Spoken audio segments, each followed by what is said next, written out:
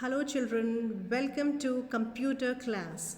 So today we will begin with class 5 computers chapter number 1 evolution of computers. Children, as you know, computer has influenced every aspect of our life. They are the basic necessity for us, and you can see computers in almost every place, in banks, hospitals, schools, home, media, space technology, railways, airports, and so on. So these computers, we need to learn about them. So the word computer means has come from the word compute, that means to calculate. But our computers are not limited to just calculation. They are versatile device. That means they are capable of doing a number of jobs other than calculations. Right, children? But the present day computers, children, were not the same as we have in the past.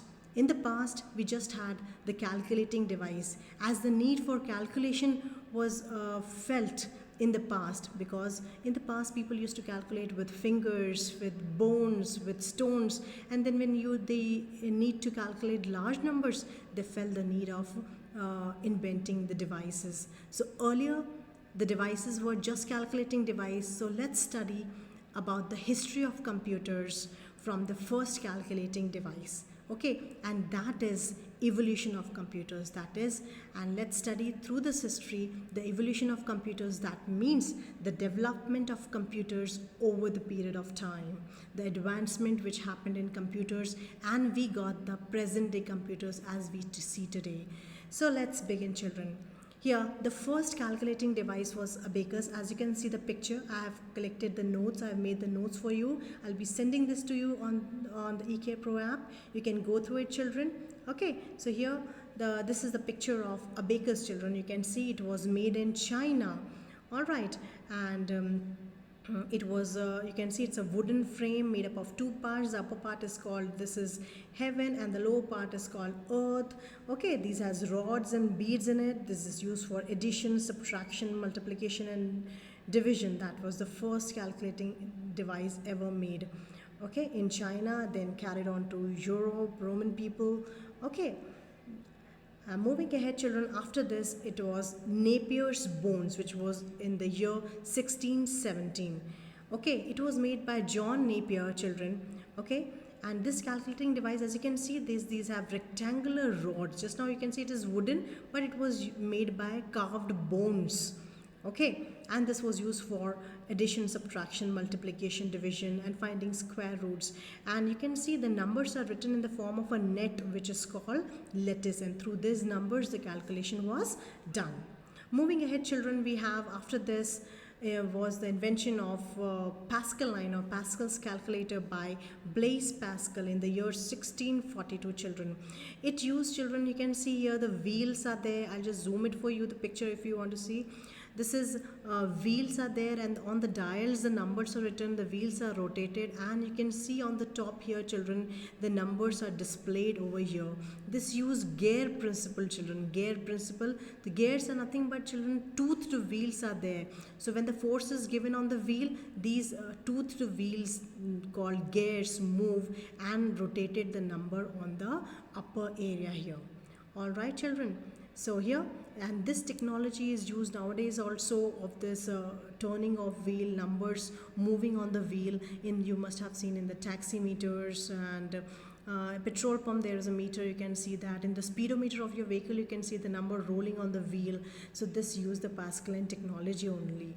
Okay, and this could do bigger calculation than the previous devices, the calculations of addition with carryover sums. Okay, then moving ahead is this is the Leibniz calculator. It was an improvised form of Pascal's calculator made by Sir Leibniz. Okay, it was, these are all mechanical device. That means they are using they are needing human involvement. Okay, the human force to run them. Right, this also could do addition, subtraction, division, and square roots. And instead of now here the wheels, it is having, you can see here, this is a cylinder with 9 tooth was there for moving the numbers and doing the calculation, children. Now after this, and here you remember 1671. After this, in 1821, Thomas arithmometer was invented by Charles Xavier Thomas, children, and it was the first commercially available means it was available in the market and can be used by the business people also. Okay, it was based on Lebanese work. Okay, the number of cylinders increased, the size a little increased. Okay, it was better than the Lebanese calculator. Then came the inventions by the father of the computer, Sir Charles Babbage, a British mathematician, children. He gave two working models. The first one in 1822, that is the difference engine. You can see the picture here, children. And the second one, after 10 years in 1833, this is the analytical engine, which was an upgradation or advancement of the difference engine. It was the first general purpose computer. This was analytical engine, and general purpose computer means all types of calculation can be done, and all the computers which we see today, these are made on the technology of this analytical computer, which have 5 units, as you see today in our modern computers: input, output, storage, processing unit, that was called mill in this, and the control unit was there. Okay, so based on this, you can see these units work like the modern computers only, and all the computers which we are using today are based on it. Okay, so that was the first general purpose mechanical computer made by Charles Babbage, and that's why he was known as the father of the computer. Now this is a picture of Lady Augusta Lovelace, and she was the first programmer who gave in the machine language the program for analytical engine of Charles Babbage. And then before Charles Babbage machines, children, there was a Jacquard loom. Jacquard loom was the first machine which was invented to make prints on the clothes. It used punch cards. Punch cards are, children, like the paper cards with holes, punches, and through that design was printed on the clothes. So that was Jacquard loom, the first machine to do printing on the clothes. Okay, and it was the first machine which used a punch card for doing that, and later on it was used by Charles Babbage also, and then other scientists also.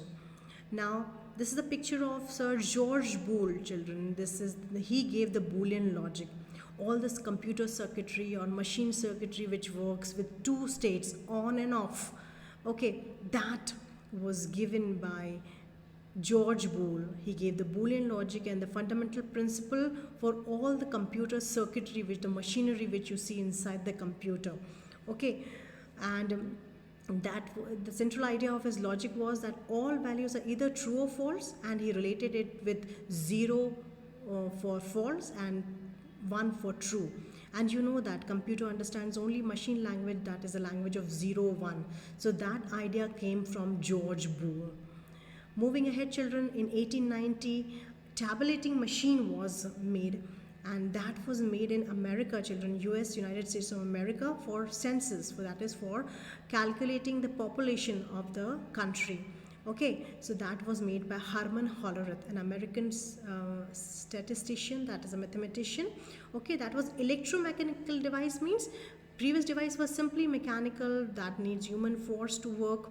Okay, and this is electromechanical, means with the electric signals, this mechanical movement for calculating the numbers was done. Okay, so this was both electronic, a little electronic, plus mechanical also. Right, capable of reading and processing and giving the output through punch cards. Okay, this also used punch cards. Then moving ahead, children, this is Harvard Mark I, the first fully automatic sequence control calculator. Okay, that was fully automatic machine was this, that was Mark I, which was made by Howard Aiken. He was an IBM company engineer in the year 1944. It was really big in size, 5,000 kg, that means 5 tons, very high, 8 feet, 51 feet long, such a big, but it could do long calculations on a number. It can do a series of operation in a sequence automatically. Once it started mechanically, it can do automatically all the calculations.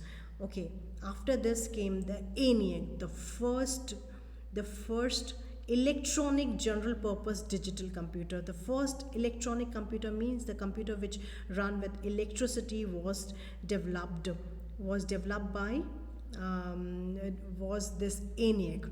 Alright children, it was invented by John Macaulay and J. Presper Eckert children.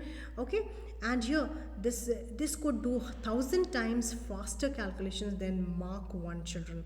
Okay, and here it was also very big in size. The full form is electronic, numerical, integrator and computer, as it could do numerical problems also it could solve in 1946. Then came EDSIC in 1949, that is electronic delay storage automatic calculator. That is the full form, developed, designed by Morris Wilkes. Okay, it ran the first computer game that is nicknamed Baby. Okay, and it used to have, this is the picture of the computer and these are the delay units. Down you can see second picture where that is the storage unit for storing data made with mercury. That was very costly. Okay, that was this type of machine was very costly. These were not used by the general public, very big in size, use lot of electricity, a lot of funding is required for this.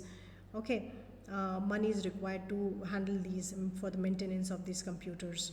Okay, then came ADVIC in 1950. This is a picture of ADVIC, the automatic electronic discrete variable computer, automatic computer. Okay, now this ADVIC could run a number of programs written in machine language, and the programs were given by von Neumann. He, along with Presper Eckert and John Macaulay, developed this ADVIC, which use binary codes, means machine language of 0 and 1. It was an improvised version of ENIAC children. Okay, and it also gave stored programs on the punch cards. Okay, then came UNIVAC in 1951, that is Universal Automatic Computer 1. That was commercially available. That means that was available to the people for business also, that can be sold. Okay, that can be purchased. This computer was commercially available, means can be purchased. Okay, it was an electronic computer, automatic. Alright, designed by J. Presper Eckert and John Macaulay. The first computer which could handle just like others, the numerical data, numbers, but also text data, means words also. We could write documents also in that. Okay, and the first computer which used magnetic tapes for storage, other than punch card, it used magnetic tapes for storage. Okay, and it has RAM also. The buffer memory means the temporary memory. Okay, then after all these big devices, heavy machines, computer machines were made, and later on, with the passage of time, the size of the machine decreased, the cost decreased, the efficiency increased, and the machines became more user friendly. It was started by a Vietnamese French engineer, Andre Truong Trong Thi. Okay, and he was the father of personal computers, means the microcomputers, the small size computers which we use today, with the Intel processor in 1973. And after that, in 1981, IBM company launched their IBM PC. You can see the picture here, and that changed the world. And the size of the computer, you see, can be decreased and were available to the general public also. So that made a change from a big size computer and just calculating device to a versatile machine which could do, other than calculations, all the types of documentation, presentation, and internet also came into existence in 1991 with this. And a lot of it changed computer into our basic necessity. Alright children, so that was the history of computers, and the next generation of computers and characteristics and limitations of computers will be explained to you in the next video. Thank you.